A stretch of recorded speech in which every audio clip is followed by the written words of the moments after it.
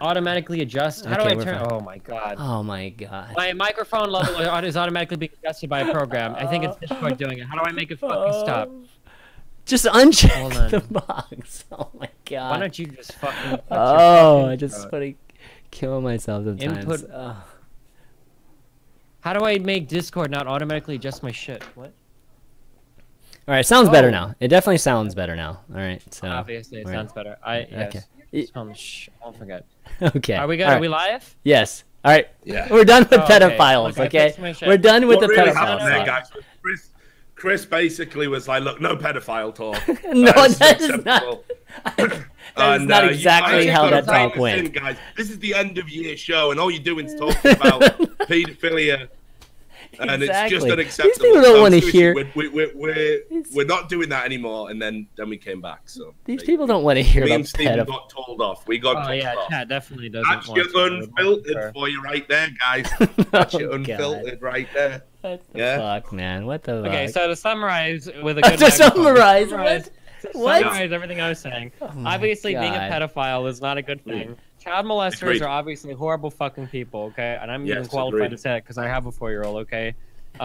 However, if you treat it as like this horrible fucking affliction where everybody needs to be instantaneously jailed or locked in a mental institution, etc., all you do is you're just being counterproductive. You're not going to get more people to seek the help that they need. You just cause this unnecessary, like, huge fuck you demonization of people that, even if they have their shit under control, like, that's just not it doesn't serve any purpose, right? Like going online or going into politics or doing anything, like, oh, fucking pedophiles, the worst, fucking horrible. Like, I think it would be incredibly difficult for them to enter into political office, and I'm not necessarily sure how I would. You're from the United Kingdom, so we both know that's not true, right? Yeah, okay. No, but I mean, okay, if you are open about it, I mean, obviously. Oh yeah, I'm open about it. Okay, but I'm just saying that, like, I'm just saying that the huge, like, fuck pedophile movement, that doesn't serve anybody. It doesn't. There isn't a fuck pedophile movement. That's my point. Well, that's Are we being real right now? That being a pedophile Yeah. isn't an absolute fucking death sentence to your entire life? There's obviously a very clear hatred of pedophiles in society. That's Yeah, but that doesn't necessarily equate to a movement, as in, you know, we're hating about it all the time. No one writes an article about it every day. Correct. By contrast, you get these articles. One at a time. One at a time. We're gonna talk not about a movement because it's a societal norm. Okay, Yeah, so no, it's not a exactly. huge movement because it doesn't need to be a movement because it's a societal norm. Okay, so I just don't think it serves anybody. Okay. Like to, yeah. Okay. You're right, Steven. You're absolutely right. Richard, you're absolutely right too. All right, good job, guys. All right. Okay. Well, I'm glad that, you know, the way the show started is that we didn't go I have off a huge announcement that I was going to make later tonight about my own personal life. So Oh wow. Does that have to do with being a pedophile or what, man? yeah, I was going to say a little bit suspicious now about you, Stephen. No, well, you know. All right. Speaking of non-gaming topics, since everybody seems to be, we seem to be on non-gaming topics. How about the news today about Bill Cosby? Gaming. How Anyway. about Bill Cosby? Yeah, right. Huh? So Bill Cosby was arrested today, or arraigned today, right, for doing the things that he's been doing for it sounds like for a long time. But he happened to drug somebody and sexually assault somebody almost 12 years ago, like literally days from. I like how you said this, like it's just random. He happened to almost 12 years ago. So just within the 12-year mark, where you can't, you basically can't accuse somebody of it, or and so he's been arrested today, and he's going to be being charged, obviously, with sexual assault. What do you guys think of this? I mean, this guy, there's been like, I don't know how many women now that have come out against this guy. I mean, it's like amazing that he's gotten away with it for this many years. But I think a lot of people are probably thinking that this is, justice finally getting served, or at least the process of justice being served for Bill Cosby. What's your guys' thoughts on this? This guy was a huge icon, right? Social icon with the whole Cosby Show and everything. I mean, a social icon for a lot of reasons, especially to black people. He was the original inspiration for Richard Pryor, for example, who went on to also be hugely influential. So Bill Cosby, not just in entertainment terms, but just in cultural terms, is a real touchstone of black identity in America. So it's a hugely fucking disturbing series of allegations. Now, obviously, we have to act on the premise of innocent until presumed guilty.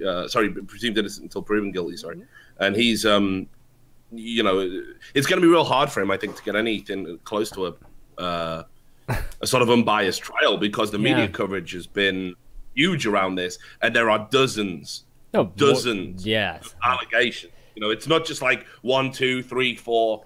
You know, it's like 50. It's dozens. It's dozens. like 60. Yeah, exactly. It's like ridiculous amount. Yeah, and this is where it really becomes you know, concerning as a whole, because it sounds like very similar to what we had in the United Kingdom, where effectively the BBC, the British Broadcasting Corporation, who are essentially publicly funded because they get a license fee granted by the government, which is basically a tax, a levy on the people to have signaling equipment in your house. So it's effectively publicly funded. Well, they basically covered up and suppressed people coming forward about a huge movement of pedophiles again within their sort of midst, including Jimmy Savile, who wasn't just a pedophile, he was also a necrophile. He even had sex with corpses, and in fact took a glass eye from a corpse and had a ring made out of it. This is all true. So okay, hold on a second. Yeah. If a child dies when they're 5 years old, and then you have sex with the corpse 13 years later, are you a pedophile or a necrophile? Well, because the technical age of the body would be 18. How do you think that counts? No. Anyway, Yeah.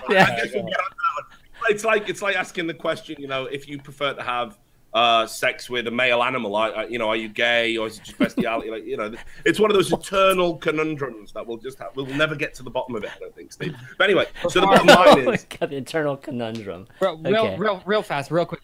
Yeah. Before Richard gets to the bottom line, Richard even understated earlier, like how much of like a cultural icon like Cosby was. The Cosby Show was like a huge part of that time period, and in terms of being like in terms of having like a black family where I think Mrs. Huxtable, wasn't she like a lawyer? And Mr. Huxtable was a gynecologist. Like, they were all very official. They were all, and they still had their little life problems on the show, whatever. Like, not only was the Cosby Show in and of itself like one of those really influential shows, Bill Cosby himself was very keen on all the comedy that he did. Was very clean, very family friendly.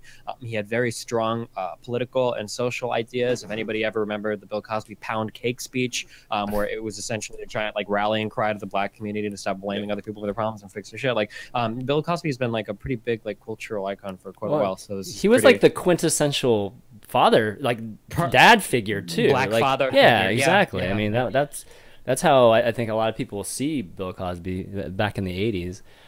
So it's a pretty big deal at this guy. And I mean, but I mean, you know, again, image. Yeah. What we're talking about here is, you know, a systemic, almost like he's been able to get away with it, and obviously, what mechanics, what machinery has been in place to enable that. That's what's really terrifying about this. Exactly. Because, you know, if you think about just a Joe Public, if he wants to go on a sexual assault spree and drug people at nightclubs, this guy's gonna get caught, right? Like 4, 5, 6 victims. Like, how many is he can you realistically get away with? And a lot of these people are celebrities in their own right that it happened to. Some of the people making the allegations are celebrities later themselves in life, but not at the time. Some of them were models, I think, but at the time they were not big stars. The whole everything about the rape shit is like so fucking crazy these days. I don't want to make any like. But why haven't they come forward? That's what I'm saying. I mean, as soon as you've got that like platform, first thing I'd be doing is like. But now it's like, now you got social media, and social media is a big deal. Now you get all these people like piling on, and it's like, hey, by the way, I was raped too. Yeah, and I definitely got some concerns about the way that happens. You know, like I talked about this yesterday, and I've talked about this a few times. You know, like this idea of like we live in a rape culture, and you know, it's just absurd, because you think about the stigma attached when somebody is accused of rape, and sometimes, you know, falsely accused.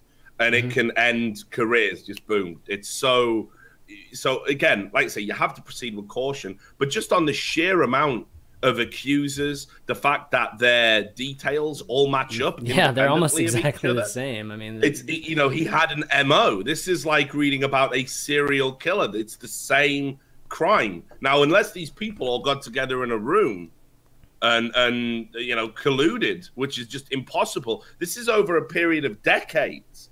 You know, I just don't get how none of the people, there were, you know, definitely multiple people that knew about this, you know, that, you know, would arrange for the girls to come in and, you know, bring them home, you know, whatever, right? There's definitely people that are I don't know, accomplices, but are helping to enable this.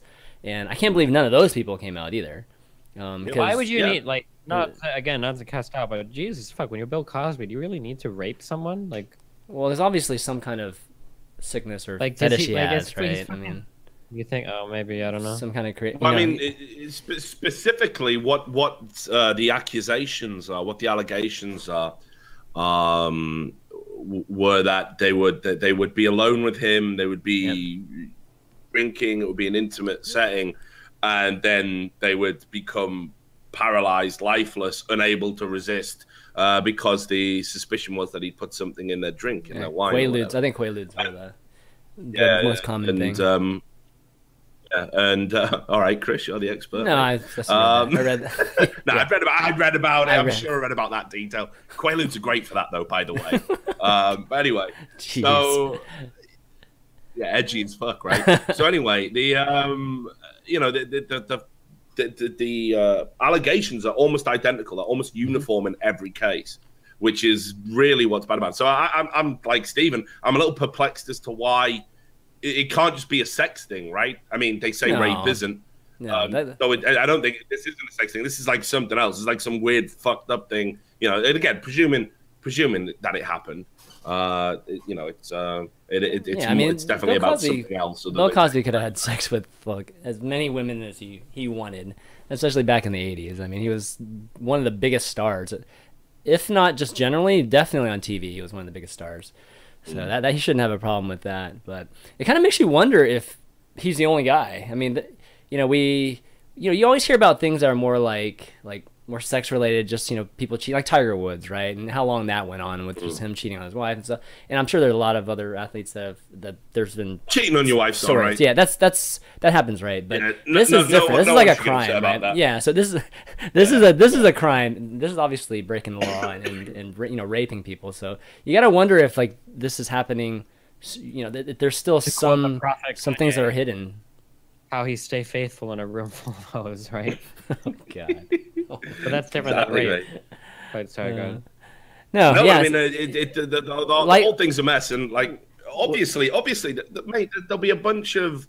I mean, first of all, the only way that this can sort of stay secret. I mean, it makes you wonder, doesn't it? Like if there's there's got to be other people involved. That's what I'm saying. You know how it worked. For example, again to come back to our good friend Jimmy Savile. He had, you know, BBC producers would be like, they'd order taxis to pick up the girls, the children that would come and visit him. There was, I mean, again, because he did all this charity work, he was given his own bedroom in this hospital in Leeds, I think it was, where he did a lot of work. So he was literally given all this access, and people were just like giving it to him. So he had his own bed. Like he was like, oh, I'll just have it round the corner from the morgue, no reason. And he was in there every night, diddling with corpses, diddling with kids, and people were just like, you know, everyone had their suspicions. There's an interview with John Lydon, Johnny Rotten from the Sex Pistols. He interviewed in 1978, and he said Jimmy Savile it gets up to some crazy deviant shit. It's not a rumor, and they removed that interview. They didn't publish it. It was meant to go out on BBC Radio. So anybody that even accused or spoke out about it was being suppressed. They banned John Lydon from BBC Radio as a result of that. So there's obviously there's going to be something like that in here. You know, did he have a driver who got the drugs for him? You know, all of these questions, right? There's definitely. So I mean, this is going to be a crazy case to watch unfold. Yeah, just more details that come out. Yeah, I think there'll be some more surprisingly, just a lot of, again, just like the methods of which he's done it. I think a lot of it will have to come out because I think he's only had one one hearing or one. I'm not sure if it was a case or whatnot, but he had to basically make a statement, and so he did already admit to using Quaaludes or drugging women, right? It's just in a deposition. I wonder yeah. why. Yeah, I don't understand anything about that. Well, that was during a civil case. Was there a but civil he admitted case? this in a deposition. Why do you do that? Does anybody know? Like, why would you like incriminate yourself? If there's a civil case, yeah, I could see it happening in a civil case. Yeah, I could see it happening. There was a civil case brought against him in 2005, and it was a sealed document, and in that document, that's where the testimony and admission comes from, under oath, that he did indeed drug women. That was something that he did engage in, which makes you wonder why. You don't just drug women and then there you go, you're wrecked now, love. See you. You know what I mean? What will be the point? So, yeah, I mean, this is going to be like. I don't know. I guess this is like we had the O.J. Simpson trial, right? Like our generation, our generation specifically, Chris, not so much Stevens, but we had the O.J. Simpson trial. Old-ish. Are you even 30 yet? He's between me and you. Yeah. He's between me and you, basically. Yeah, I'm the median. He's the median. Chris's daddy, I'm mummy. You're still the kid. I was old enough to get jokes about O.J. Simpson's trial. I don't remember what year it happened. I mean, I remember following that trial. Don't fit. The time that it happened, yeah. I mean, the whole thing was brilliant. It was one of the first televised trials as well. So I mean, like where we had this rolling blanket coverage. You know, all of the white testimony was all filmed and everything. Yeah, exactly. I mean, but right from the moment it happened. So yeah, I think this Bill Cosby thing will sort of be this like generation's, you know, kind of shocking moment. There's going to be so many salacious details revealed in court. You know, so many awful details are going to come out. There's going to be this hysterical reaction to everything going on. I'm going to be very interested to see which parts of the media, for example, want to stand with Cosby, right? Like hashtag I stand with Cosby. Is that going to happen? Not going to be anybody. I don't think there will be anybody. There was for a while, but you've got people to this day who still maintain OJ was fucking innocent. So what? Yeah, serious. This is going to be a politicized thing. It's going to get political very quickly. There's going to be you just know which way it's going to go. Race is going to get talked about. Politics is going to get talked about. Gender is going to get talked about, all as a result of this, and it's going to be a shitstorm. And there will be some people that come out and defend Cosby. No doubt there's going to be some people who do it. There's going to be people who say this is happening because he's black, or this is happening because, you know, it's we're covering up some bigger conspiracy and we're making the black celebrity take the fall for it, and how many white celebrities got away with it. There's something like that's going to happen. That there's going to be this sort of intellectual process that takes place, because that's exactly what happened with the O.J. Simpson trial, and that guy was as guilty as a motherfucker. Like, so obviously guilty. I hope it doesn't get derailed like that. That's so crazy. Smug about it, to the point where he writes a book called "If I Did It." Do you know? And can you even imagine the fucking balls on that? You fucking murder someone, get away with it, and then you make money out of it by writing a book. I mean, he didn't make money from it. He gave that money immediately away for. Well, yeah, he had to give like 2/3 of all income. That was what was ruled in the civil case. But this guy wrote a book saying, "I didn't do it, but if I did, I would have done it exactly like this." Who the fuck does that? Just walk the fuck away from the murder you dodged. And just leave it there. And then, of course, obviously gets convicted on a later crime, armed robbery. So, yeah. Stealing something, it's crazy. Yeah, stealing back memorabilia he sold, specifically. So, yeah, this will get politicized to fuck, and it's going to really obfuscate the trial. All right, so, actually, Wars just reminded me, we never finished the Hometory discussion. Still a couple of things to discuss the Hometory. Stephen ran away. Yeah, Stephen ran away. Then we started talking about the strip dude, and then we ended up getting into pedophilia. Now we're at Bill Cosby. All right, yeah, let's bring it back. Let's circle back. Let's circle back. There was strippers at Hometory Cup. Mercy me, save me from the strippers. There we go. Okay, yes, there were strippers at the event, so that's something to discuss. First time I think we've heard that we've had. I mean, they were at the venue. At the event, I don't know if I. Well, like they weren't like on the I guess it wasn't. mainstream, Yeah, it wasn't on the stream. That's true. I guess it wasn't on the broadcast itself. So yeah, there was definitely some folks that felt, at least in Reddit and stuff, that felt like it wasn't appropriate to have strippers at an event. But to your point, I guess it's not really officially an event unless it's broadcasted, I guess you'd say, or at least it's during the hours of which attendees would come. And for Hometory, there's no attendees, right? They're just all participants and players and everything. So strippers at an event. There were people from the outside attending. What do you mean? Okay, so there were people attending. Yeah, there were people. Yeah. All right, what do you think? What do you think about strippers at an event? Was it? I mean, from the standpoint of it, it's really a non-issue. It's not. It's legal in Germany. Like, who the fuck cares? It wasn't on the mainstream or anything. Like, I don't think it's a big deal. Okay, Richard. I mean, look, I can't believe people would get upset about that. And this is again what I'm talking about, like this weird fucking desire to like, what we have to cover women up now. Like, what are we, fucking radical Islam? Is this where we're going as a Western society? This isn't objectification of women. These women are flaunting their beauty, getting paid for doing it.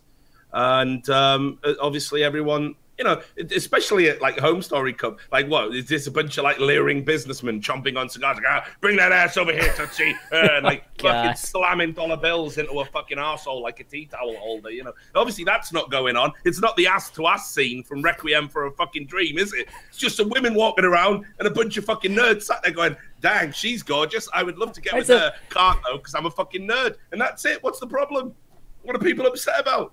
It's mad. It's madness. Would it be less of an issue if there were male strippers there too, or is it just purely that it's women? Well, yeah, I mean, obviously, you only need to know. I mean, again, the inherent hypocrisy and ridiculous of it all is like, we complain and bitch endlessly about objectification of women and why do women have to look this way in games and in the media and blah blah blah blah blah, and then you get like Magic Mike XXL comes out.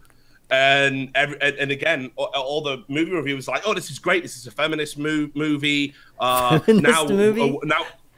Now a woman can feel like how a guy feels every time we watch a film because we have our desires catered to, and women don't apparently. So.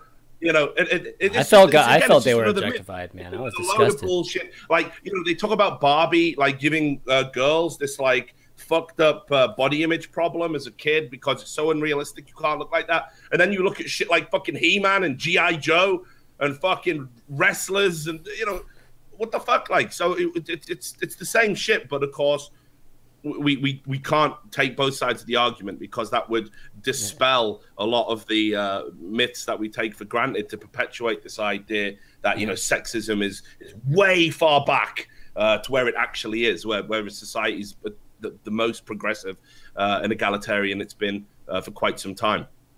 So yeah, on the issue with strippers, the whole thing is fucking ridiculous. The whole thing is just ridiculous that anyone would get upset about that. It's a private event, like Steven says. They weren't on stream. No, they weren't streamed. There was anything illegal. What's the problem? All right, yeah. And the Harson tweet's brilliant. Take definitely. There were some videos too, right? Like of Stefano and I can't remember somebody else getting dances, but yeah, definitely pushing it to the next level, of fun at his event.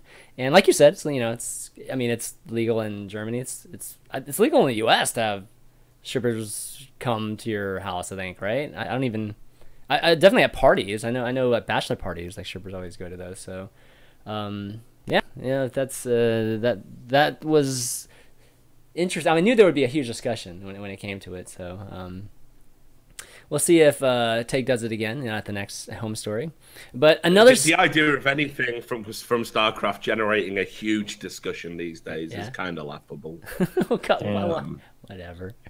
So, Steven, I heard there was a story of you coming back from Hometory where you ended up missing your flight. This is that like right? The most boring. This is like the most boring story ever, dude. Do we really want to tell this? Yeah, sure. Like, what happened? What happened, Steven? There was a miscommunication between me and the shuttle driver, where I thought he was going to be at the venue at 9, and then he was saying in the Skype group that he was going to be there at 10 or something, but it was just kind of just dumb or whatever. So I ended up missing my flight back, which wasn't a big deal. I figured I'd just reschedule for the next day. So I contacted the booking agency to reschedule the flight, and they said it was fine. I picked out the new flight. I paid the €200 change fee, and when I showed up the next morning, they hadn't done anything at all. Like, I showed up at the airline, I tried to get on the flight, and they said there was no record of a ticket or anything. So like an hour and a half before the flight is supposed to leave, like I'm at the airport, the booking agency is fucking closed, of course, because it's like 5 a.m. So I end up having to ship out like €2,000 to get a one-way flight back home. God. And then like 6 hours later, the travel agency emails me. They're like, "Hey, sorry, but we couldn't book that flight. Here's another one for tomorrow. Are you interested?" And I was already like halfway through Europe at that point, so yeah, I don't know. There you go. They're not comping you for that, are they? They better. Like contacting them through emails. 2,000 for a one-way ticket? Holy shit! Well, because I bought a flight that was literally leaving in an hour and a half. Like, but that's crazy, so, man. But they get back in the office on Monday. If they don't, then I'm gonna make a huge fucking shitstorm on fucking Reddit, and I'll use all my memers upvoted and my ChanManV bots and fuck this company. It's pretty obnoxious. Yeah. Yeah, that's pretty shitty. I didn't realize you actually talked to them and like had even the flight changed too, actually, for $200. Yeah, and so. I paid the €200 change fee and everything, and they just didn't rebook anything. They were just like fell asleep or something. I don't know. Yeah. Well, that sucks. Okay, well, let's talk about maybe about a week and a half, 2 weeks ago. For those of you that might be familiar with the Man vs. Game stream or the channel, it's a very popular channel on Twitch, and it's a channel I've watched quite a bit too on Twitch, because he does some pretty funny things on there. Variety gaming streamer, and he recently admitted of using drugs and having a problem with it. And in particular, I think the interesting point is that, I mean, there's definitely been some streamers that have used drugs before, but in particular, he mentioned a case where he was using like Adderall just to get through long streams, or at least the result of using Adderall allowed him to do like 50-hour streams, just crazy long stream sessions. And figured it would be good to discuss this. Just to see your thoughts on whether this is maybe a pervasive kind of issue, with streamers, performing enhancing drugs. I don't think we ever talked about that in terms of streaming, as well as just generally. Do you think, just being able to, do these like super long streams is important to growing the stream? So, people are taking a look at things like Adderall and just to be able to last that long. Because 24-hour streams are difficult, I think, for a lot of people. So I can't imagine doing like 48-hour streams. And Steven will be able to answer this, I'm sure. But why do people like jerk off about 24-hour streams so much? It's just anything out of the ordinary. Towards the end of the streamer can be like a little bit goofy because they try to get through. One thing that I've noticed in streams is that anytime you have something, people watch. Sometimes you have a bunch of people that will watch a stream like just while the stream is on, but also the stream kind of works in episodically. Let me explain this. So like if I'm playing a game of StarCraft, okay, I could start this game with 3,500 viewers, okay, and maybe by the end of the game I'll have 3,700 viewers if it's just like a 20-minute game.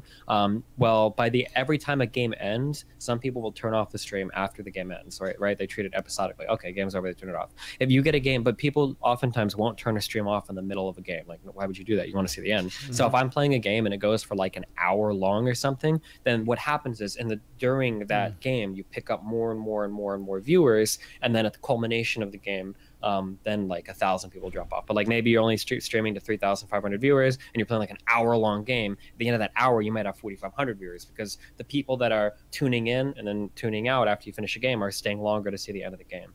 So a 24-hour stream is kind of like that. Like, 24 hours, if you tune in at like 22 hours, you might just watch the last two just to see if they make it the full 24 hours, Yeah. That makes sense. Yeah, I mean, I get that. It always just seems to me like, I know, like, first of all, I can definitely identify with why anyone would take drugs stream. Because it's such a fucking weird. No, seriously, it's such a fucking weird thing. Anyway, like I drink all the time to get through it. Like I'm doing it because it's like, A, it's really fucking tedious. B, it's not particularly pleasant in terms of the way I don't know, the whole experience is kind of fucked up. Like, there's always this voice in the back of my head that you're just some asshole, like, dancing for pennies and fucking relevancy to a bunch of fucking dribbling idiots who are just, like, typing shit in fucking chat, you know, and it's why are you doing it right now? You've been streaming recently, too. Yeah, and I do it because I sort of promised that I would do it for fans. I don't even get I don't even get the idea of fans. I find that retarded. Wait. You find the wait a second. You find the idea of fans retarded? Fan culture. Like, it's fucking weird, dude. I'm sorry, it's weird. Nothing prepares you for the point where people start, like, looking up to you and thinking you're not just a regular guy who fucking just, you know, your shit just looks like my shit. We're all the same. Nothing prepares you for that. The amount of times I can go up to people at events and oh, Richard, can I get a photo with you? And they're doing the hover hand, and you can feel them, like, visibly, like, shaking. They're so nervous. Like, this means something to them. And I'm just like a regular fucking guy who just happens to talk about games for a living, and that's it, right? So I can't understand why it's a big deal. You know, like, I've never got starstruck before. I've never, you know, when I've met celebrities, and obviously I used to be like a music journalist and stuff, you know, and I never. Are you trying to say that I'm just a normal guy, Richard? Yeah, you are. We all are. We're just regular fuck ups, aren't we? And you're retarded for being a fan of somebody? Especially in our industry. Especially in our industry. Yeah, like, no, we're not fucking special, are we? We literally are fuck ups, all of us. Well, I mean, it's really everybody. So, like, this is like a thing that I've talked about a lot on my streams. So if you're from here, you've probably heard this many times. So, like, as people, we tend to look at people as being very black and white.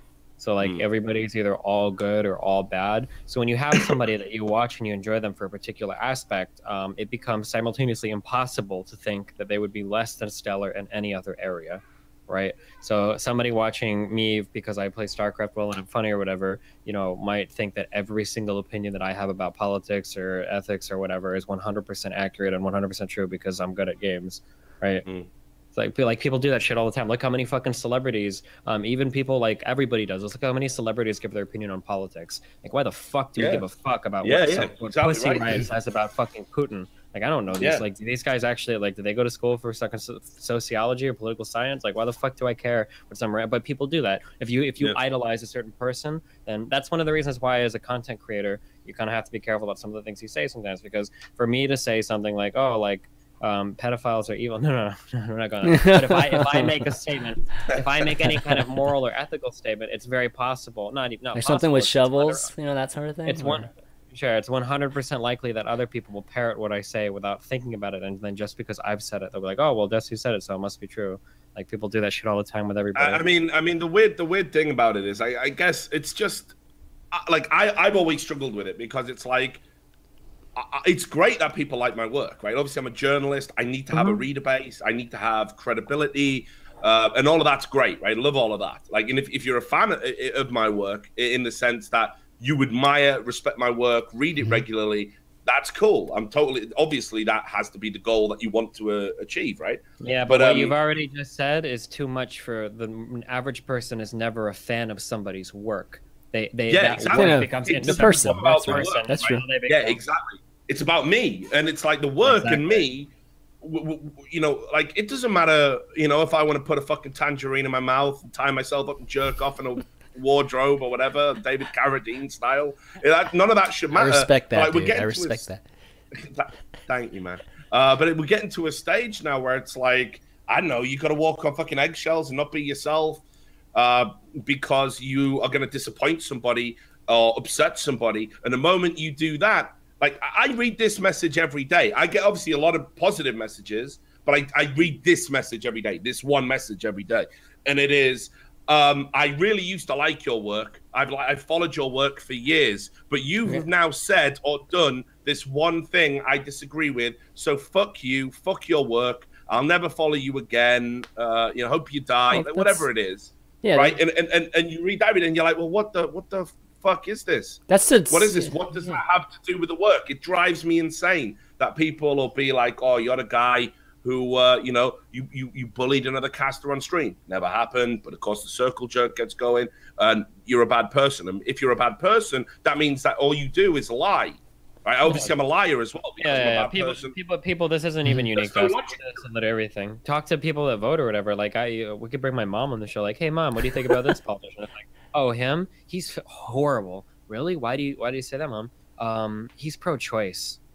That's it. You don't know any of his other stances on anything. Like, no, but yeah, that, you know. Yeah, but I read it. Like, people do that shit all the time, where people take one bad thing about somebody, and that means they're a horrible person. And then yeah, I mean, I think your analogy that people see in black and white is completely accurate in terms of that when they're talking about people. No, but the worst part is it's not even just that people are stupid and they see in black and white, and we also live in this like time of like fake outrage culture where what we do is we go after someone. If you do one thing I dislike, I make it my entire life's work to take away everything you have. And Stephen knows about this better than I do.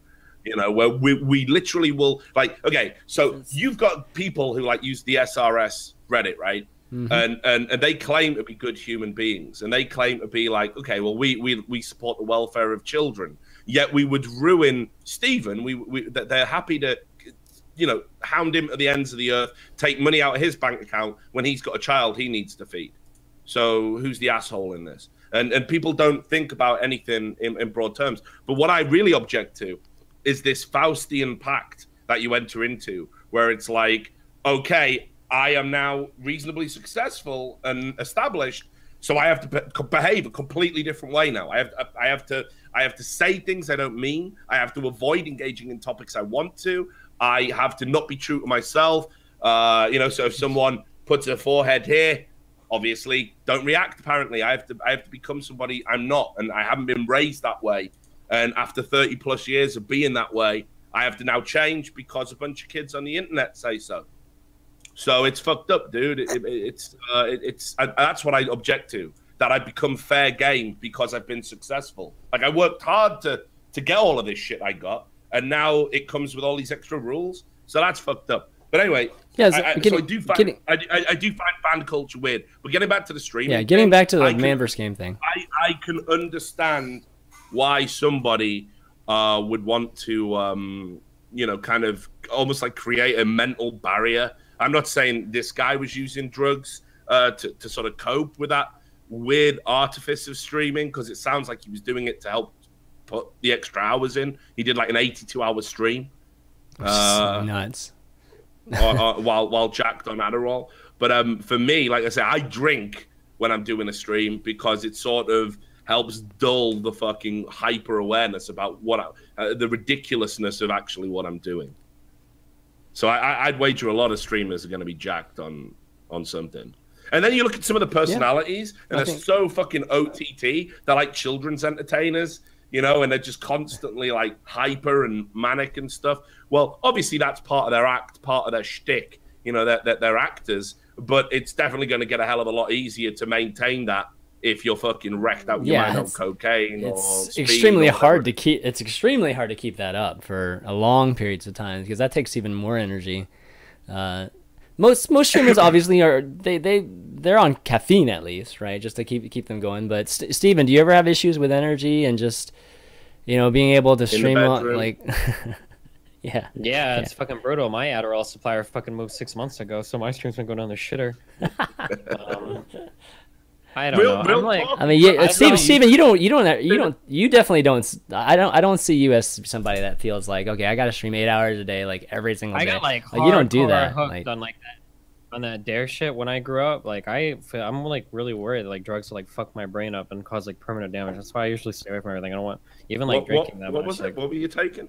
I'm like hella paranoid that like if you did like a fuck ton of drugs or whatever, that it would like fuck your brain up. And I've like seen so many people, even like I had so many, like, not to knock any of the science or whatever, but man, I knew a lot of fucking guys in high school and especially college going to school for music that smoked a lot of fucking pot. And I mean, they might not have been retarded, but it was really fucking hard to tell, man. I don't know, it's just hard to say. And then like I know like my uncle did a fuck ton of crazy shit when he was younger, and he's pretty fucked in the head. And I don't know, man, the drug shit scares me. I don't want to like fuck my shit up. I like my brain, like my whole my thinking processes are. So you don't use anything? I don't really fuck with anything. I smoked a little with people at Hometory Cup, but barely. That was like the first time I had it in months, and then after months ago, that was the first time I had it in like a decade. So, I don't do much of anything. It's a trend. Months, decades to months, to weeks. Yeah, it's gonna be days, weeds, weeks. Well, shit. You guys think it's pervasive or no?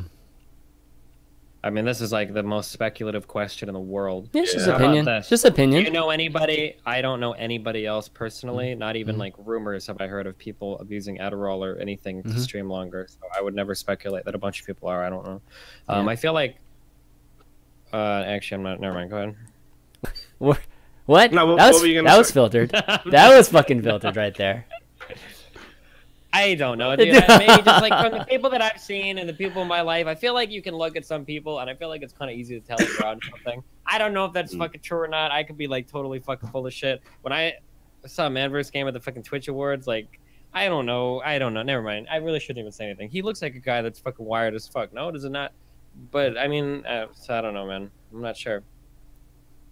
I mean, for me, I'm kind of like Steven. I'm not going to buy into like any moral panic or hysteria, but in the same way, when everybody was going, "Oh my god, a Counter-Strike pros on Adderall," I was kind of like, "Yeah, like I've been going to LANs for like fucking 10 years. Yeah, of course, everyone uses something. Like not everyone, but you know what I mean. It's like it's certainly a lot more rife than people ever seem to give it credit to. Like the community were all like shocked, and I was like, "Fucking hell, man! I've done drugs with most of this. Like, what the fuck are you talking about?" Have you ever seen the Ezekiel guy? Yeah. What about... Which guy? It's Ezekiel.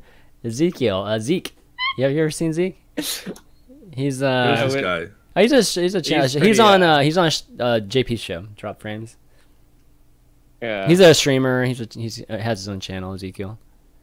He's a variety gamer. He does. Oh, it's what? Are you a kid? I didn't say anything. I didn't say anything. I just asked what's the implication, Steven? I didn't say anything. I just asked if you... Wow. Okay. He's on drugs. I wouldn't think of that. Okay. I don't know, dude. I think Twitch should have compulsory urine testing. Urine testing? I reckon, like virtual urine testing. We all know Avoli doesn't do anything over at Twitch, right? We all know Cody doesn't do anything. So what I reckon Cody can do is he can become like the official Twitch piss tester, and he just flies to your house in the middle of the stream and just turns up like the Twitch fucking private jet or the Amazon drone picks him up. Random drug testing. Oh my god! Yeah, and he just turns up and you got to piss in the beaker, but you got to do it on stream as well to prove it's all legit and above board. And then he dips a little swizzle stick in and gives it the thing. And okay, Ezekiel, you're jacked on fucking heroin right now. So there you go. It's time. You're fucked. You can never stream on Twitch again. That's what we need, man. More policing of the internet. That's definitely what we need. Can we watch? Are we allowed to watch videos on stream? Oh man, which video? Which video? It's 3 minutes and 50 seconds. I'll link it in the thing. I don't. You can tell me what you think. All right, let me see this first. Let me see this first. Dude, what are you? Okay, well, I was talking more of an. To be fair, I can understand why you'd rage Darkest Dungeon, though, man. That game's fucking. Rage doesn't describe it, dog. You gotta watch the fucking video. I mean, can I just say, I've never seen this guy before, but this cunt is bouncing off the walls. What the fuck is going on down there? He's always like that. Stevie Wonder fucking head movements. He's always like that. That's so Chan, man. He's always like that. No, I mean, he's. What the fuck's he doing? What the fuck is that shit? Show. This is a fucking show, too. Come on, man. He knows what he's doing. Yeah, definitely. What can I to be like a little bit more truthful?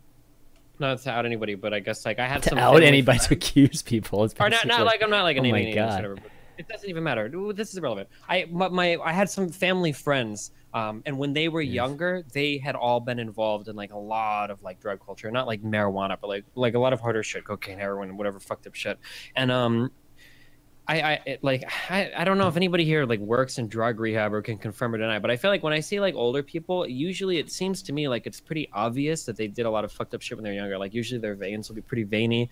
They have like they can never kind of stand still, and they're kind of like always they're like kind of like doing. Do you know what I mean? Do you ever get that? Or like these people, like a lot of people that I saw, like my uncle does this kind of shit sometimes where he kind of can't sit still, and their head is always kind of like on a little bobble or whatever, and they like just seem antsy, the kind of thing. What? Seem kind of antsy, that kind of thing. Oh sure. Would you say just seem antsy, right? Just can't sit still. Kind of, yeah. Like, video. Yeah, I'm watching that video. That guy. Thing is, though, Americans do this, right? Let's be real. And a lot of streamers, especially American streamers, when you combine the two, because obviously, if you're a streamer, you got to be a little bit of an egotist and an attention seeker anyway. And then if you throw in that American element where it's like, we have to supersize our narcissism, you end up with that. And basically, that's just that. I don't think he's on drugs. That's just massively overacting for attention. Yeah, like he knows what he's doing. Like every time a jump scare game gets released on Steam, you can look forward to all of these YouTube fuck-ups doing videos where they pretend to be fucking scared of it, like, oh, God, it's the music's got marginally louder. Full Blair Witching it and shit. Fuck these guys. Full Blair Witching. Anyway, sorry. Like at the end of that video, he like destroys the keyboard. Shit. Yeah. He just I don't know how long you watch, Richard. He needs it at the end. But it didn't that's just all show, dude. When QXC or whatever fucking... Yeah, QXC, that's real shit right there. That's real shit. It, right? Like, and he's playing StarCraft, so you know it's real. I mean, he was still for a second, and then... That game will fucking straight make you want to punch anything. Yeah, or the Idra bashing. Keys. That's real. That's real rage right there. Yeah, Ezekiel's rage. That's just exactly. That's entertainment. I mean, we all know that, or we all know what that kind of entertainment is. Okay, well, let's move on and talk about Viewbots. Since Viewbots was a... Oh, is it this segment? Are we doing this? Yeah, so we're doing this segment. segment. Is this like are we doing the New Year's like edgiest topics revisited? Is that what this What do you mean? It's been 2.5 weeks since we've done Unfiltered, man. All these things have happened since we've done our last Unfiltered. So it's been kind of crazy. Uh-oh. He needs to check with his agent just to make sure he can talk about Viewbots. I don't know what he's doing. What's he doing here? Oh, all right. Okay. All right, you gotta get it. You gotta let's get it. Deploy some fucking alcohol, dude. Yeah, I had to get that Adderall in him, man. Shit. But okay, Viewbots. So pedophiles. Do pedophiles Viewbot? Oh man. All right, Viewbot. So we had some Viewbot drama happen again. A lot of it was centered around Masan, who is a Hearthstone streamer, pretty popular Hearthstone streamer, and former StarCraft 2 player too. So much. And then it kind of extended to even CS:GO, Sticky Rice, right? Now there was Viewbot drama there also, but Masan was the center of it. It started with Wreckful one night. There's been obviously rumors and things about Masan for like a long time now, like I don't know, 1.5 to 2 years now. Kind of resurfaced again with Wreckful a few weeks ago. Basically one night in a stream, it was just for the hell of it, decided just to, with his chat, talk about just Masan and the whole just Viewbot rumor. So they just did the whole thing, taking a look at chat velocity, and kind of comparing it, because Wreckful gets thousands of viewers too, but not tens of thousands, which Masan gets. Just kind of making an accusation. Then they ended up having a conversation actually on Skype during that whole stream, and I think it resulted in Wreckful showing this amount of money that he makes from ads, and then I think Masan just flashed it briefly on his. But the gist of it is that we can talk about whether I guess you think Masan is viewbotting or not, but the thing is that Twitch does have ways of filtering out Viewbots right now, whether in terms of like total views and probably just revenue too. Just they don't pay for Viewbots, but for sure the concurrent number is not being filtered right now. Viewbots are definitely counted towards that, and we all know Twitch's ranking system. It's all based on just concurrent, and so there's obviously the benefits of Twitch of botting is still prevalent right now. So that's the thing about Masan. So Masan, I guess we can just talk about. I've got a little surprise for you, Chris. Oh, okay. So yes, I don't know if you'll notice that we're about to hit 2,000 viewers. Well, for your Christmas present, I actually am viewbotting this channel right now. Wow. Man, wow. We just went up like 2 ranks. We went up like 1 rank, 2 ranks. Introductory Botception. Because I did it too, so that means we actually have like no fucking viewers right now. No viewers. I'm sorry, Chan, man. Yeah. Dude, let me look at the chat. Let me look at the chat. Let's see how fast the chat is. How fast the chat going right now. I got the 1,500 bot package. I tweeted something about this like a few days ago. I honestly if you're an up and coming streamer on Twitch and you're trying to make a living, I don't know why you wouldn't view bot. There's literally no reason not to. It seems like Twitch doesn't give a fuck about it. Well, it's not that they don't give a fuck about it. They're trying to fix it. Fuck off! No, don't give me this. No, they are. I've heard from them. They're trying to fix it. You're the ones.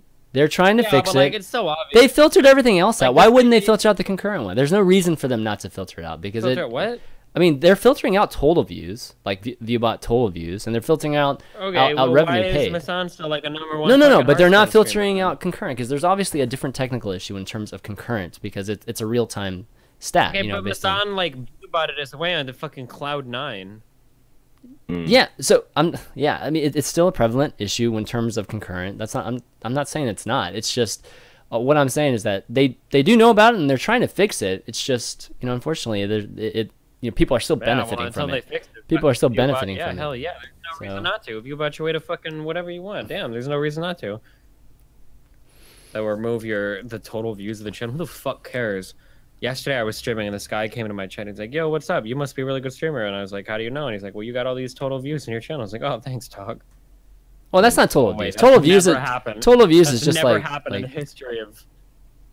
I know what total views are. I've been streaming before the site even existed. I know. Total views are. I'm saying that they don't matter. No one cares about total views. It doesn't mean I'm gonna. Well, sponsors care about. In the mail every month. Sponsors care about total views. Not even sponsors care about total views. They do. That's one of the stats you send them. That's one of the stats you send them. What are you talking about? You send them monthly uniques. And you send them. You send both. They'll ask you for. No sponsor in the history of all things will ever send you a letter going, hey, you know what are the lifetime. Oh my god.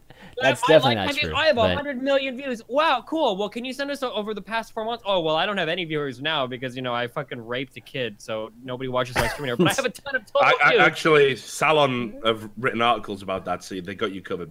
Shit. So in the past 3 different negotiations that I've been in with people that wanted to sponsor my stream, which includes the likes of Complexity and a couple other things, like...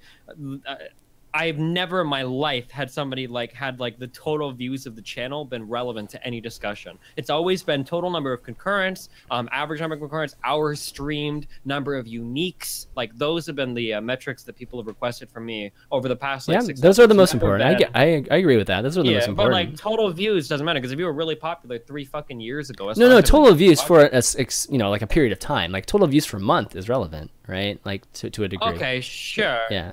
Yeah, sure. Total views per month. Yeah. So monthly metrics. Yeah. That's right. I'm not saying ever lifetime total views. Yeah, nobody gives a shit about that. Actually, you can just see. Back to this guilty motherfucker massage. Right? Can we? Never mind that. Can we start castigating this fucker? Well, okay. Are we allowed to talk about the best Masan story where Masan made another account? So Masan viewbotted another streamer and then made an account about it. Okay, so there's no proof that there's no proof that he viewbotted Amaz, but he did make another account. He did make another account. I'm sorry, am I on like game? Is this like talking No, right now? I'm just saying there's no proof that he viewbotted Amaz, but he did create. He does have a different. He does have a, but he did post on Team Liquid with a different account. Continue. So Amaz was viewbotted once, and it happened, and it was sad. And the next day, some mysterious warrior noticed it and posted a big write-up about it on Team Liquid. Now, this person just happened to be Masan, who also later claimed that his Skype was hacked. So clearly the implication is that Masan paid for viewbots to fuck with the Mazda stream, then made an AK on Team Liquid, was too fucking stupid to put the account behind a VPS or some other kind of proxy, and tried to accuse a Mazda of viewbotting like a fucking retard. And what's interesting is though, that story was like completely. Fucking shame yet. I thought you Asian that story was covered up, wasn't it? Like people were like, "Oh yeah, don't talk about this." Well, I mean, like, everybody knew about it. Well, Amaz, so this came up, by the way, guys, on Amaz's stream, like, I don't know, a week ago, or maybe not even a week ago. It was just a random Masan story that Amaz decided to tell, and this that we're talking about happened like a year and a half ago, apparently, when Amaz was still part of Team Liquid. So that's how they were able to figure out just, you know, the IP of the person posting and all that stuff, right? And then they were able to link it back to Masan. Or if you just ask Hotbed, like, he's pretty chill. Like, if people are fucking around, like, the Team Liquid guys are pretty open about community. Not that they're just going to give away anybody's IP, but I think Hotbed was the one that they were originally talked to get the IP, yeah. Yeah, and you know, they decided not to make a big deal out of it, you know, like, at the time. You know, we don't want to hurt anybody's feelings. But no, I think there are other stuff. It's the classic esports political machine kicking in, isn't it? If you can't, you know, if you don't actually highlight people's bullshit in this industry, you'll go a lot further than if you do. And generally, what people do is they save the few sort of little attacks that you're afforded annually. We save them for people who actually aren't doing anything all that bad. That's how it works. You really think that was a situation of that, or if it's just more like it's not worth our time? It's not worth their time. The problem is that it's one of those things where if Twitch isn't going to do anything about it, the plausible deniability is infinite. You literally would have to hack Masan's like social media to get like an email or something. You know, and that's kind of okay. So that leads to kind of the current discussion whether he did or not. I mean, again, like you literally have to do stuff on air, you know, whether you're using a bot tool or you're using a website with it, and that's the only way they'll ban you. You know, that's the only way they can prove that you're doing it, unless they go and like pay out all of these bot services and, you know, have them literally, you know, spill their beans or just spill all that information out. There's no way to catch these people if they're just being remotely well, I mean, smart the about evidence it, in Masan's case is pretty fucking compelling. I mean, we've seen the graphs from what's that other site? Yeah, but it's called Twinge. But how do you explain this, Richard Lewis? Maybe somebody's just doing it to him. Yeah, and it's like you can't get around that argument. It's just that okay. What if a fan's doing it to me? You know. Common sense, but yeah, I mean that's the problem. Like, oh well, it's. Just, this is the most dedicated fan and very ritualistic about it. Bizarrely, the fan who's doing it for Masan's benefit is always on when Masan is streaming, and is always on within the first 15 minutes of his stream. Because if you look at the graphs for Masan's fucking thing, they go right up to pretty much peak viewership or close to within the first 15 minutes. So this fan literally must be, I don't know, is he Masan? Is he like a Siamese twin? Is that what it is? And he's maybe it's his mom or dad. Like that girl with two fucking heads. And I'm doing it's always loved him from a distance, but well, I don't think you have to like. Do you have to flip a switch when you're doing these bots? Isn't it just automated? I don't even know. Like, I think you're assuming. No, I'm serious. I'm serious. No, this seriously. is like Jimmy Savile right now. Fucking, you guys are fucking idiots. You guys are idiots. I had alt accounts, all right. I never had bots, you motherfuckers. This is like of how Twitch's API works. It should be easily possible to do this. Yeah. So I don't know if they do or not, but it should be possible. No, I mean, I was thinking that the services are just automated. Like when you come online, these things just kick in. Yeah. Like you don't have to flip the stream is live. Yeah, like he doesn't have the user doesn't have to be online. Yeah. So I mean, I would assume that given that you're paying per month or whatever. So yeah. Anyways, the point is like whether he did it or not, I don't think like, you know, we can't prove he did it or not. And you know, at this point with Masan, it's just like he's got like 5,000 or 6,000. You know, organic viewers every day at this point. You know, he's gotten over time, so he's definitely benefited from. What about having a balance of probability? Yeah. What about having a balance of fucking probability? What about having to that? What about having to that is a reasonable way of deducing what's going on. What about having to that? Like, keep in mind, all right, we use it for the legal system. You know, you were talking about fandom. You're talking about people these just love people. Like, so that's the difference between civil and criminal charges. To be fair, civil is just a preponderance of evidence. Criminal is a beyond a reasonable doubt. There is a difference. Yeah, exactly. But beyond a reasonable doubt this is an absolute slam dunk. If beyond a reasonable doubt was you had to be over the body with a knife in your hand, dancing a jig, saying "I just killed a cunt," right, to go to jail, no fucker would go to jail. Well, you could argue that. Yeah, Aaron Hernandez would have gone to jail. You could argue that, but there's plenty of reasonable doubt here. If you don't have direct proof of it, like if this were to go to criminal court, he wouldn't be convicted because one, you don't have direct proof. You'd have to like subpoena his fucking email, and two, it very reasonably could be a hater or a fan. You don't have direct proof, but every time he starts streaming, the same thing happens. You can look at any other streamer and see that clearly his stream is being viewed. So no, I know, but I'm just saying that like you can't prove that he's not doing it. Yeah, we know it's Viewbotting. We know that. And then okay, so now we look at Motive, who would so religiously viewbot Masan's stream, so religiously, so fervently, and never miss a beat. So his stream always does the same thing every time he broadcasts. Who would do that to enable Masan to benefit? Keep in mind, whoever's doing it is out of pocket. I imagine quite a substantial amount. Yeah, but what about those guys that donate? What about those sizable?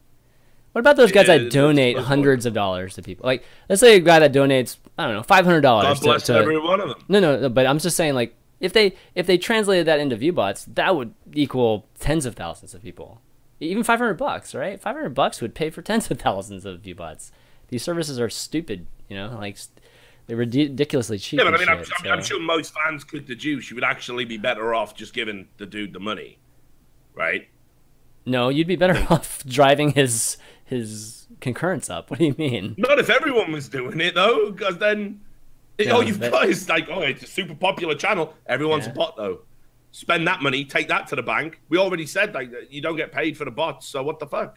You don't get paid for you don't get paid for really low return. You don't get paid for the bots, but the growth of the channel is worth more than like the organic growth of the channel is worth more than like a one-time shot type of thing. I think so. Steven, what do you think? You think Viewbotting definitely has some benefits if you do it a bunch at the start and then you build up a fan base as a result of it. Obviously, it's got benefits. An established fucking streamer who makes the front page of Twitch every goddamn day, fans don't need to be doing that for him, right? So, again, this is, on a balanced probability, Masan's a Viewbotting fucker. That's it. I don't even know what the debate is. I can't believe, obviously, it's pretty tragic. It's a tragic state of affairs that what Twitch is saying is that you've got to basically be caught actually using the Viewbot software on stream, and that has to be sent to them before they'll even act because of this weird wishy-washy.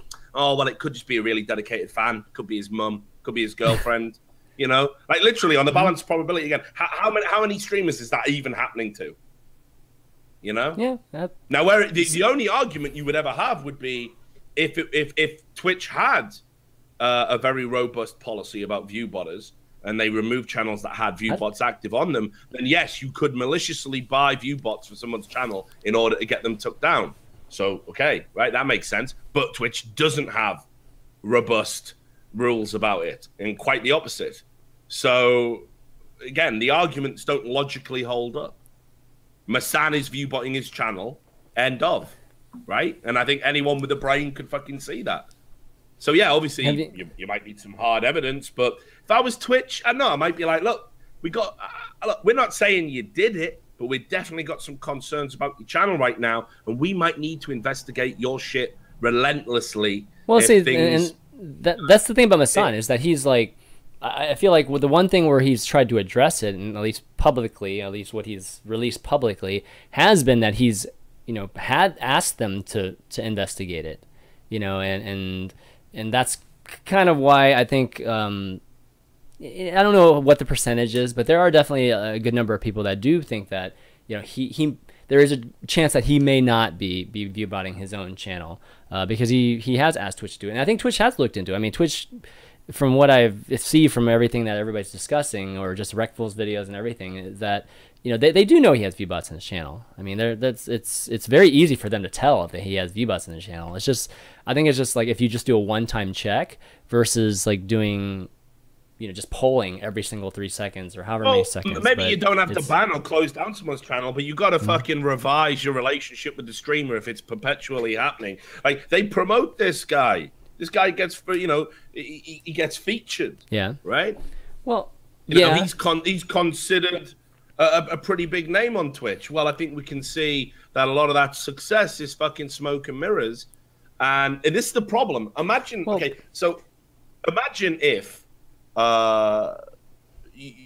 TV stations, right, worked, and it was basically you had one channel, and the only thing you could watch was whatever was the most popular thing at the time. Well, then, yeah, that's right. Well, that's the and viewers pushed things into false relevancy. Well, Twitch is effectively encouraging a system that's incredibly similar to that dystopian nightmare. Yeah. And as a result, this is what you end up with. You end up with people gaming the system. The problem isn't that Twitch can't identify who's viewbotting or not. It's that the whole platform of Twitch rewards people who would, when you could just come up with it's a ranking system. The ranking system is a better flawed. way of curation, a better way of displaying content that could render viewbotting. I totally agree with that sentiment. I mean, I even talked to Jix over, during BlizzCon, who is one of the guys that work on that team that deals with the ranking system. And there are a lot of things. Velocity, hell, even like chat activity. I mean, there are a lot of things that you could rank by that aren't just total concurrence, and that would help alleviate the benefits you get from viewbotting. But just in terms of filtering out things, they're probably one step away from figuring out. Unfortunately, I think the platform is probably coded in a way where it's very difficult to change. But yeah, I agree with you, Richard. That would be at least a good temporary solution, is to change up the ranking. I mean, how bad would it be? Like, would it actually affect the viewership on Twitch to switch things up? Well, yeah, because unfortunately, again, we're not dealing with a very discerning and intelligent audience. But if it was organically 200,000. Hold on. Are you asking if like viewbotting actually helps your viewership? Is that what you're asking? We're not. No, nobody's asking. What do you mean? Nobody's asking that question. What do you mean? Like, if you like viewbotting, are you asking if it like actually will like promote like legitimate viewership, like boosting your ranking? No, what I'm saying. No. I'm not asking that. I'm just saying. I feel that the major value of viewbotting is eventually converting on people by essentially abusing the ranking system. Watching your shit. Yeah. Yeah, right. Like you'll convert on some of those organics, and those organics built up, and let's just say Masan was doing that over a year or 2 years. I mean, he's going to convert on hundreds, thousands of people, and that's kind of I think where his channel is at, and that's fine, right? And these people like him. That's why they stayed, right? But that's the main issue right now. I feel like Twitch could be doing one of two things. They could either be filtering out that just the IPs, right? And that could be technically difficult. I could see many situations where that could be technically difficult. Or they could just change up the ranking systems, and that would help alleviate that, actually, until they fix the other issue. And the thing is, Richard, like if an event is getting 200,000 views, whatever metric you use, it'll still be number one, right? Unless it's just like some completely random, or just let's just feature a new stream for the day, that sort of thing. There's been allegations that certain events viewbot. I mean, that doesn't make any sense to me. I don't know I don't know why people would say it, but people do say it. Yeah, but this is my point. Look, I mean, okay, so we definitely need a better curation system, and we need to move away from a ranking system, no doubt about it. But equally as well, we got an audience that simply does not discern its content, like by and large. It's if you're already on the front page, hell, I'll watch that, right? 20,000 people are watching this. The Twitch chat will be lively. I'll go there. So whatever's popular gets more popular. Yeah, right. And that is actually, whether we want to fucking admit it or not, yeah, the system's fucked for enabling that, but also the audience is fucked for buying into that. It doesn't really work like that can you imagine in normal TV, you don't watch something because every other cunt's watching it. You watch it because it's either good or bad, right? Like, and you give it a try, you stick with it. That's not true. Some people watch. What do you mean? People watch shows. I mean, whether it's social media or whatever, and people are talking about it, they end up watching those shows. What do you? Because it's people are talking about it. But you dip in, and then if you don't like it, you dip the fuck out. You don't constantly say, "Oh, well, actually, this is the most popular thing in its time slot, so I'm going to watch that." I was really into Game of Thrones, but actually something's overtook that in the ratings, so I'm going to go watch that instead and miss episode 5 of Game of Thrones and watch episode 9 of this thing I've never watched before. If people fucking did that, it would be ridiculous. But actually, when it comes to Twitch, that's how people behave. I see. I don't. Okay, so I don't completely agree with that. I mean, like, let's just put our example of, like, let's say Unfiltered, right? Unfiltered is going on at the same time as some other thing, right? And it's somebody that, just say some event. Let's just say some event that they're, you know, people like a fighting game event that RTS folks or MOBA folks aren't even interested in. They end up watching Unfiltered because they like Unfiltered. They're going to still watch Unfiltered. They're not going to go and watch that event because they're just not interested in that type of event. Right, so if they already have an interest, yeah, they're going to stick with that interest, and that happens on TV, that happens on Twitch too. We're talking about the guys that are, like, organically, they don't come into this time slot having any kind of preference, right?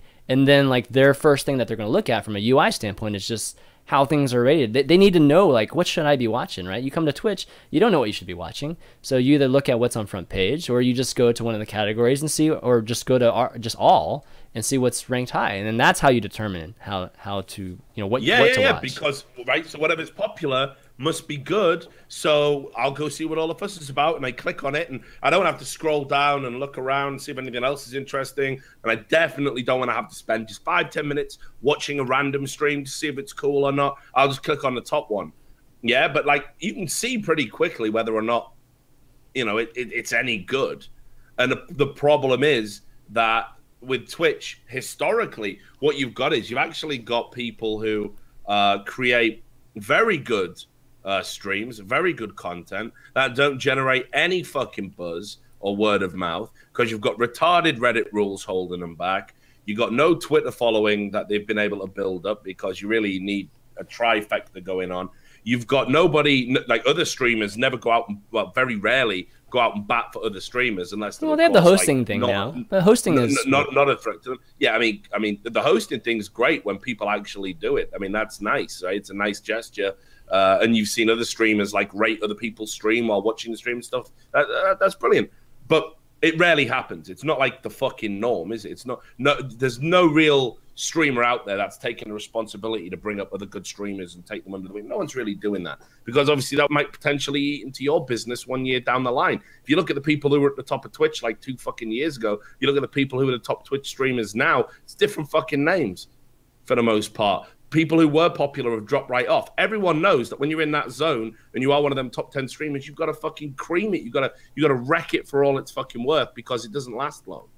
So it's a very ephemeral, temporary, transitory, whatever fucking word you want to apply to it, culture, and it creates this sort of ongoing problem about the way we consume content and the way streamers get there. Now Twitch, to me, have a responsibility to try and help smaller streamers, people who do good content, right, or different content or innovative content. I think Twitch have a fucking responsibility to try and help promote that, rather than just sort of sitting back and going, well, we got this meritocracy, but it's not really a meritocracy because everyone's viewbotting and gaming the system, and, you know, the way we curate the content and display the content means that the rich get rich and the poor get poor. Yeah, I don't think you can be happy with that as a broadcasting platform if that is your default model, which it is for Twitch. So how do you curate that without having a very subjective,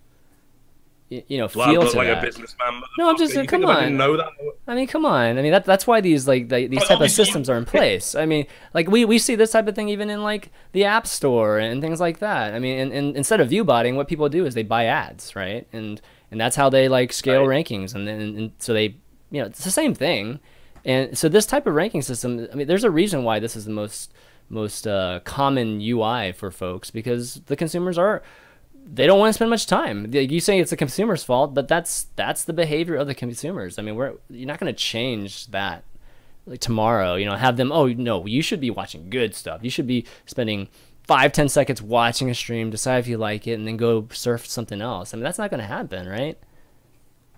Well, you know, I think that's fucked up, and I think it correct. Look, if you want to know, right? So if you're a Twitch enthusiast, if you're a viewer, and you want to know why all the content looks the fucking same, is the fucking same, if you want to know why the majority of streamers behave the fucking same, if you want to know why everything, even right down to the positioning, the overlays, the camera, if you want to know why it literally is just some guy playing like some shitty fucking mixtape, playing games and going, well, I could have done that a bit better there because I just died. So, yeah, okay, bad about that.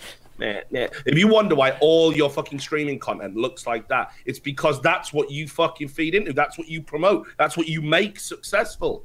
And you don't take a punt on a smaller streamer. You don't discern what content you consume. So you end up with generic shit. That's how it works. You know, that is down to the people out there. If you don't consume good content, you get shit content because that's what you consume. People cater to the market. People think that's what's success. It's not. But, you know, what I've said, Twitch as a platform is woefully underused. It has so much potential. This should be like an open access, you know, a TV station. We should have different types of broadcasting. We should have, like, you know, fucking anything going on. Comedy shows, fucking. There are some people doing that stuff, but nobody watches it. No one knows who the fuck they are. So what's the point? Well, they'll get bored. They'll that's make no more money from it. All that effort to do something new and innovative, and no one supports them, and they'll get bored. And when they don't make any money from it, and they'll stop. And guess what you're left with? You're left with fucking Christy Plays and fucking I don't know what Civ HD. Watch me play Katarina on a modified guitar. Brilliant. Have a good time with that, guys. Because this platform has so much fucking potential, and you don't want to fucking explore that potential. Surely you have an opinion on this. I mean, like, is there an issue with? I feel like we're just quality of content. Firstly, you're never going to change consumer behavior ever.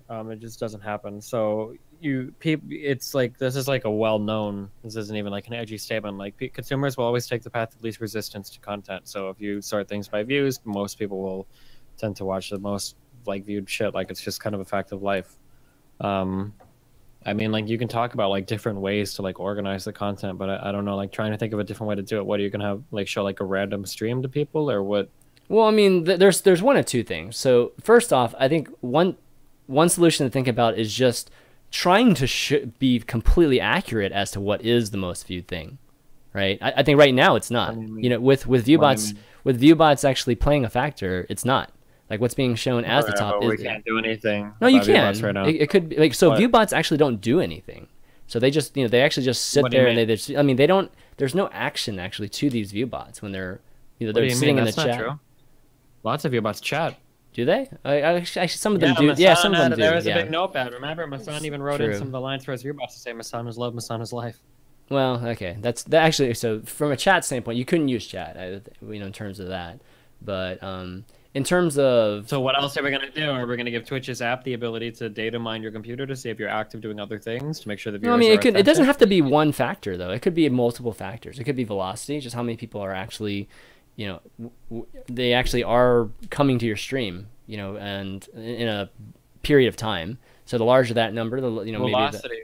Wait, what do you mean? Velocity is the number of people that actually, whether it's like viewing or buying or something, just the number of purchases or views that happen in a short period of time, and whatever increment that is. It could be like 5 minutes, it could be 10 minutes, it could be 15 minutes, and the higher the velocity, obviously the more popular. That's what people are trending towards, what they're watching, that sort of thing.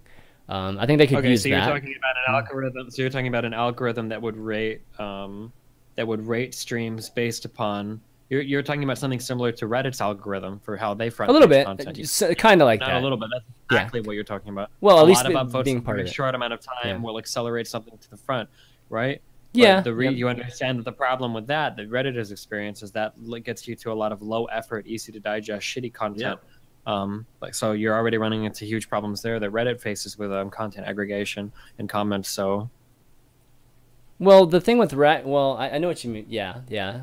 Reddit, Reddit's a little different too because Reddit, there's a period of time where it's made to be ephemeral, right? So there's a period of time where just the point system or whatever, just internally, how to rate them, just goes down no matter what, right? Like it just starts to multiply to the point where you just can't stay on the front page no matter how many upvotes you get. Yeah, of course, because they fall off like exponentially or whatever. Yeah. With Twitch, it wouldn't be like that, right? I mean, because Twitch, those things don't last forever. I mean, the actual streams don't last forever. They only last for a few hours, right? So you wouldn't have that aspect to it.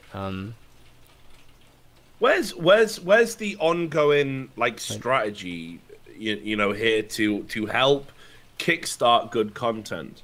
That's the real question. There's two things. One, it's not Twitch's responsibility to kickstart other people's content, and two, well, you don't think their platform would benefit from that? They don't have to do that. I don't really think so. I don't think it's their responsibility either. I mean, look, it's not Riot's.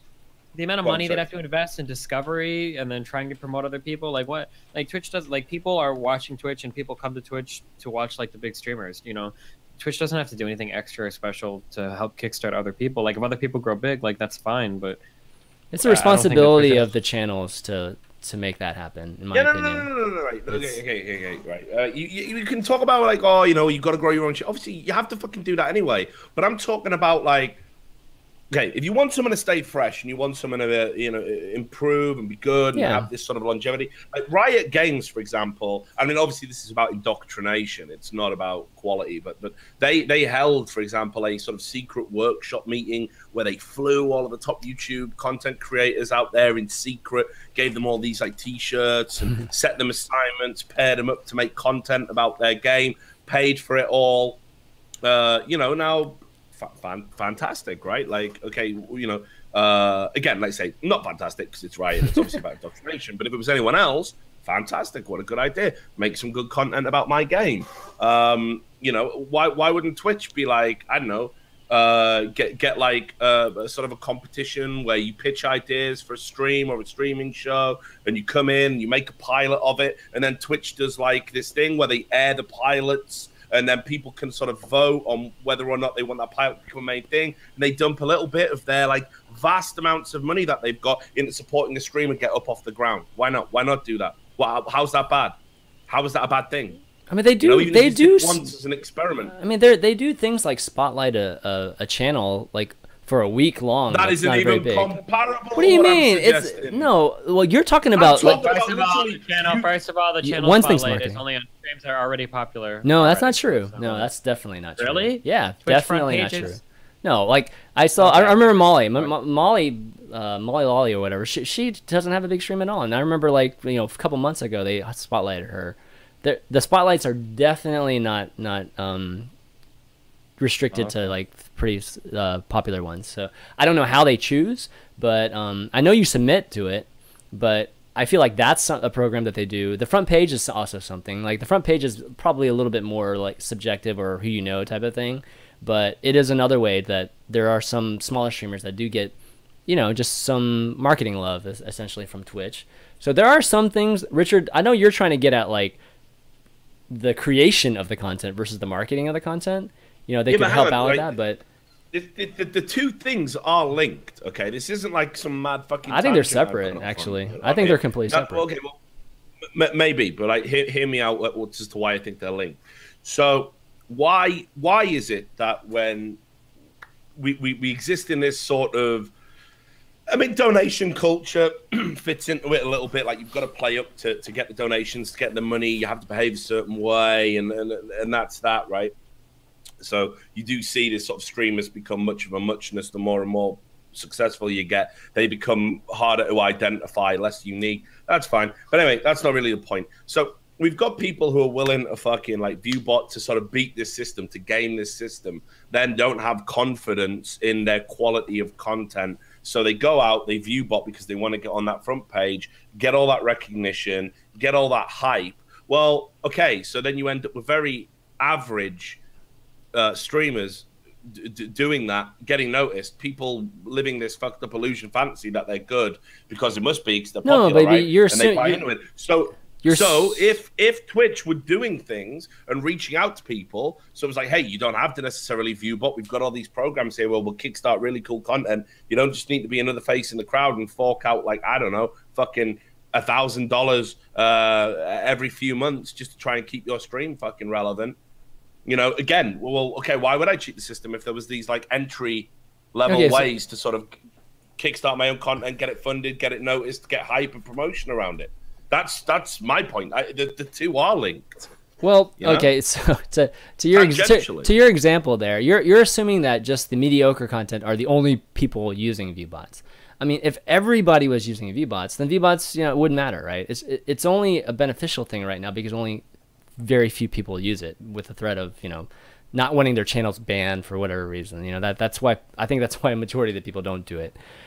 If it's good content, there's a lot of good content that's actually out there, Richard, already, and a lot of people don't watch it because it's a marketing issue. Like, a lot of people don't even know it even exists.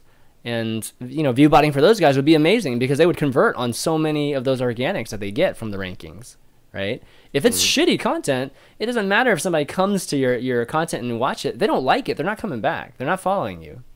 And then boom, that person's gone. Again, there's lots of evidence habitually to the contrary. Why would you follow a channel that you don't like? I mean, like, I'm not saying you necessarily follow it and click a like and I want to get updated. People watch it though because it's like, oh, that's where the action's at.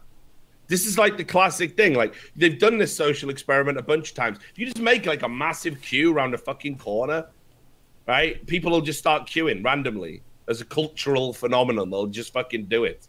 No, people are just idiots. If you create a crowd, people will join it. Like, what's going on?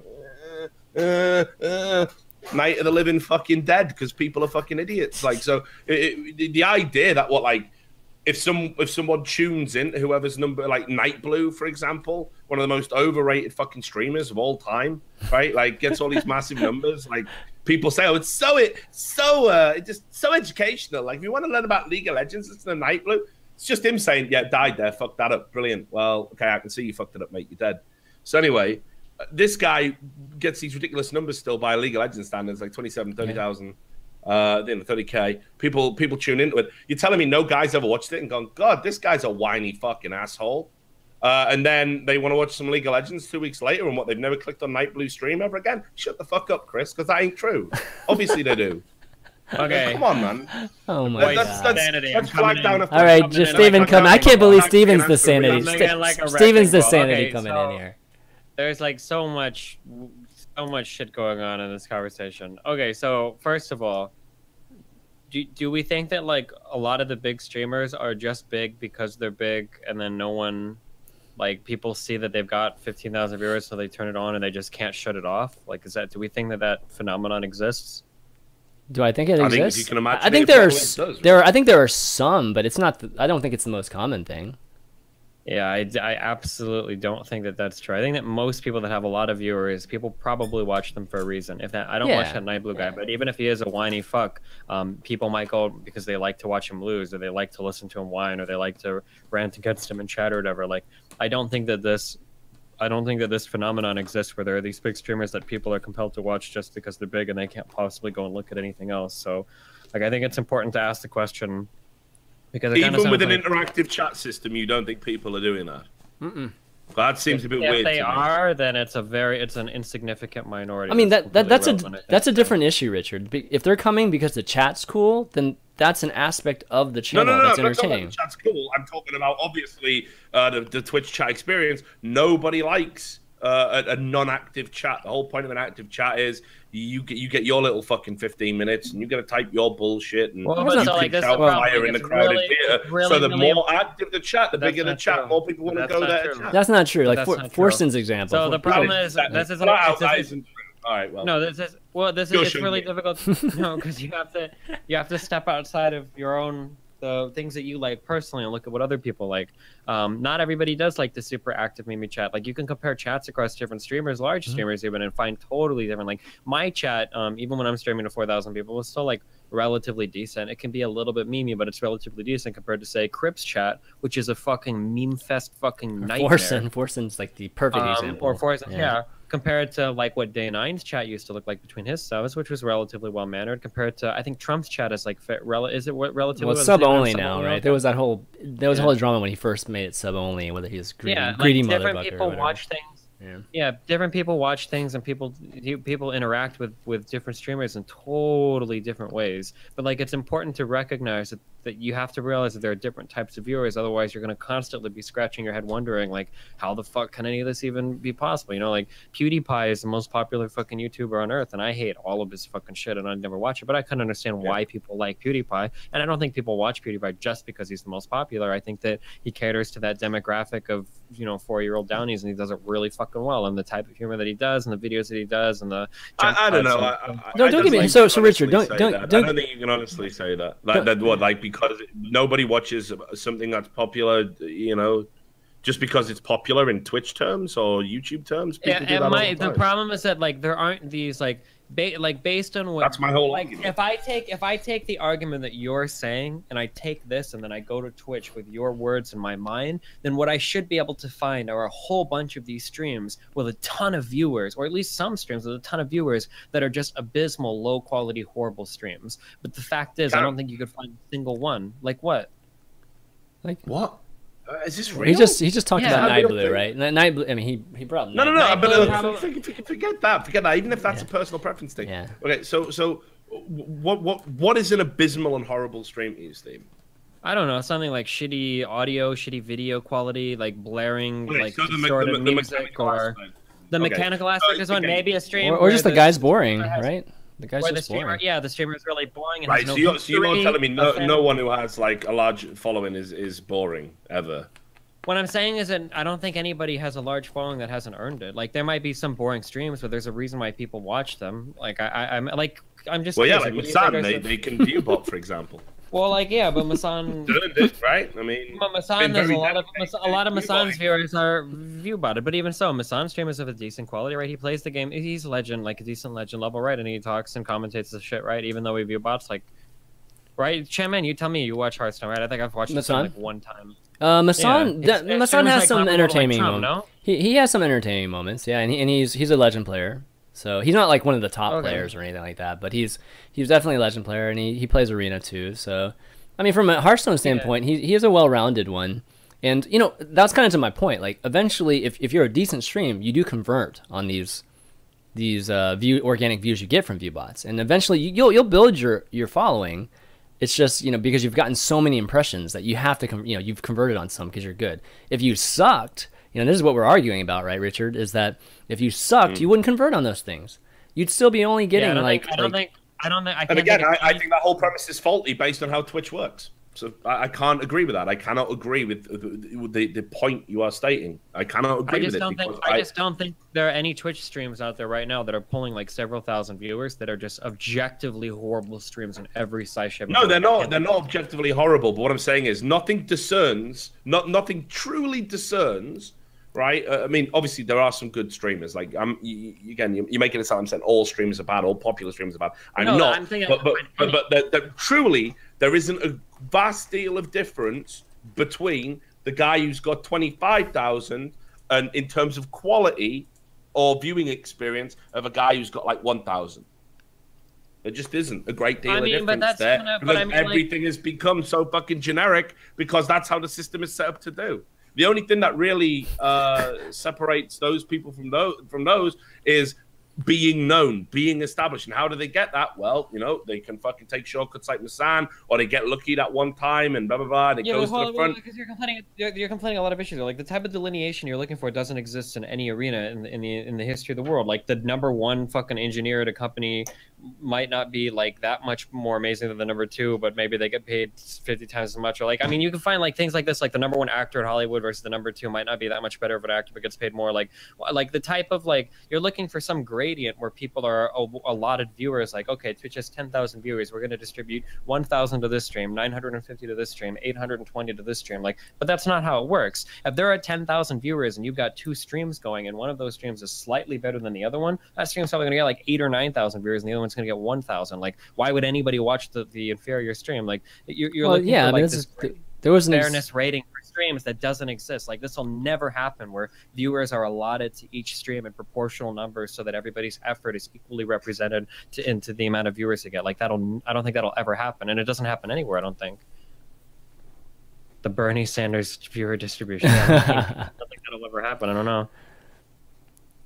All right, well, we can continue this in a second, but let's take a quick break. It's been like 2 hours, and got to go grab some more drinks and all that good stuff. Yeah. So, yeah, viewers, definitely go make a bathroom run, all that great stuff. We'll be right back, and we'll actually be doing some patron giveaways. Maybe right when we come back, we'll do at least one of them. And, yeah, so if you want to check out our Patreon, you can do that at patreon.com/unfiltered. We'll be right back.